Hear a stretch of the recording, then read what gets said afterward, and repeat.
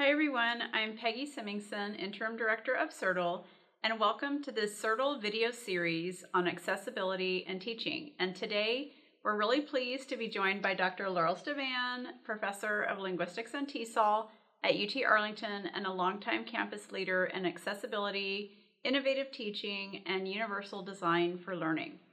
Laurel brings a practical, faculty-centered perspective to accessibility, focusing not just on compliance for compliance's sake, but how small, thoughtful design choices can make our teaching clearer, more usable, and more inclusive for everyone in our classrooms.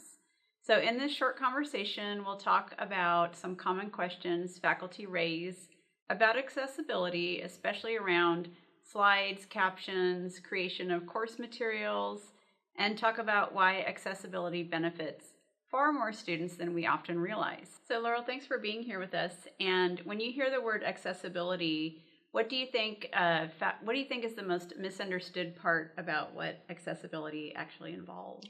Yeah, I think a lot of the times people think that it has to do with one particular student's needs, right? And not so much that it's a case of making all the materials accessible to anybody who wants to use them. Okay. That sounds good. And then what is your process for making courses accessible? You've been doing this for a while, and what advice do you have for faculty? Yeah, so usually I try to think about what things I'm going to typically use in a class, and I make a short list of what I tend to upload regularly. So a plan for PowerPoints, PDFs, and docs, right? And I know that I'm going to upload those each class session, so I work through the PowerPoints. Usually it's color contrast and alt text that I need to work on that. And for PDFs, everybody has access to Adobe Acrobat. That works really great. It's kind of a one-button way to add your tags to things. And then just putting some headings on the Word docs. So I have a template now, and I've gotten pretty quick at it all. Yeah. Oh, good. So some faculty have said it's too boring to not use color on their slides. Yeah, well, I think accessibility doesn't really mean that you can't use color at all. So mostly just check how dark the colors are that you need to use, and to make sure that they show up in the contrasting font for all kinds of vision, right? I use maroon and dark blue and green and dark orange for lots of my titles on a regular basis. You don't want to rely on color to be the only thing that you're signaling, but you for sure can incorporate color into your slides. Okay, and I'll just add there's a great color contrast checker. Yeah, it's built into several of the things, and even PowerPoint will tell you if you're using high contrast colors. Oh, good. Yeah, that's a good one. And that's a big one, especially for digital content. Yeah, absolutely. Yeah. Okay, good. So you don't always know who can't see color well or who might use a screen reader, right? You don't want to waste your time on slides that you've prepared that the class can't see, right? So really, why not plan to make them legible for everyone, right? Yeah, that's good. And that's that universal design for everyone. So good. So I don't have any deaf students in class. Why should I use captions? Oh, yeah, I've heard that before. And what I want to suggest is that for captions, deaf students are only one of the demographics that's affected. So captions can also help people with processing difficulties or who are hard of hearing or for whom English is not their first language, right? And like in my department, that can be the majority of the graduate students in a class, right?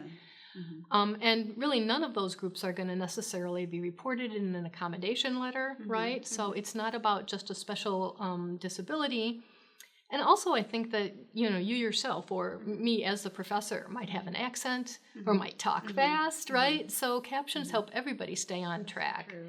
And also, there's also going to be people, and again, I think of myself, who just prefer to read than to listen to their materials. So also they might need to watch a video while it's muted. So if you caption well, it's win-win for all those groups. Yeah, like if you're studying in a coffee shop and you don't want the sound to distract people. I love captions myself. Yeah, that's great. So if you caption, it's a win-win. Yeah, good. PowerPoint said my slides were accessible, but the Ally tool said they were not. So what's the deal? Yeah. Well, really, when you think about it, both of those are automated checkers, right? They're kind of an AI, right? And they both depend on just some particular set of criteria for what's going to be acceptable or not. And you can see that Allies has a tougher level, right? But it's still just an automated formula. It's not a person checking them. And it can be mistaken, like about what counts as a piece of text or a contrast, right? it can have a higher threshold for some things than for others. So I would say check your materials by dropping them into the files folder in Canvas first before linking to any of them, because that's going to be your toughest critic, right? That's a good concept. I've heard that you can just mark all of your graphics as decorative and pass the alt text ally check. Yeah, well, you can, but that kind of defeats the purpose of making it easy for a screen reader to narrate what's on the slides, right? So I like to think about, when I'm adding alt text, about how I would want someone to refer back to a particular slide, right, to point to it. And they could say, well, it's the one with the photo of two women pointing to an open book showing Greek letters, and then you'd know right where you're going. Or it's the one with a young child holding a set of blocks. Or they could say, it's the one with a decorative element, and that's going to cover all of your slides if you get carried away by using that. So really, which one of those is the interpretation that sighted speakers get? Just aim to make your graphics easy to distinctively point back to, right? Sounds good. So what is the real goal of making things accessible? Well, you can probably see a theme in the things that I've been talking about here. So alt text lets you listen to some of your visuals, right? Captioning lets you read your audio. And color contrast just lets your words show up for all different sets of eyes. So in other words, while the instructor, is going to create the content, you want to allow as many on-ramps to that content as you can, right? So that more people can enjoy it and actually learn from it. Sounds good.